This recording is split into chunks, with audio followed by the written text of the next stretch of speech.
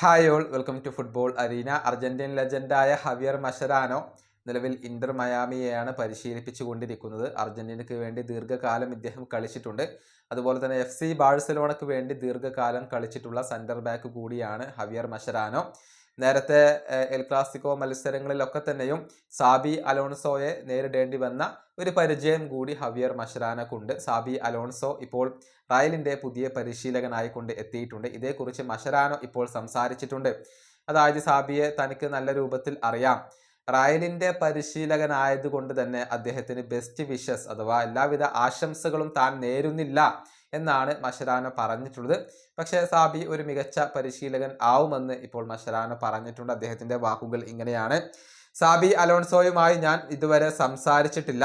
പക്ഷേ ഞാൻ എൻ്റെ കരിയറിൽ കളിച്ചിട്ടുള്ള ഏറ്റവും മികച്ച താരങ്ങളിൽ ഒരാളാണ് സാബി അലോൺസോ. ഞാൻ അദ്ദേഹത്തിന് എല്ലാവിധ ആശംസകളും നേരുന്നില്ല, ബെസ്റ്റ് വിഷസ് നേരുന്നില്ല. കാരണം നിലവിൽ അദ്ദേഹം റയലിന്റെ പരിശീലകനാണ്. പക്ഷേ അദ്ദേഹം ക്ലബിനകത്ത് ഒരു മികച്ച പരിശീലകനാകും എന്ന കാര്യത്തിൽ എനിക്ക് ഉറപ്പുണ്ട്. ഇതാണ് ഹവിയർ മഷരാനോ പറഞ്ഞിട്ടുള്ളത്. ഏതായാലും ക്ലബ്ബ് വേൾഡ് കപ്പിലെ ആദ്യ മത്സരത്തിൽ മഷരാനോയുടെ ഇന്റർ മയാമി ഗോൾ രഹിത സമനില വഴങ്ങുകയാണ് ചെയ്തിട്ടുള്ളത്. അതേസമയം റയലിന്റെ ആദ്യ മത്സരത്തിലെ എതിരാളികൾ സൗദി അറേബ്യൻ വമ്പന്മാരായ അൽ ഹിലാലാണ്.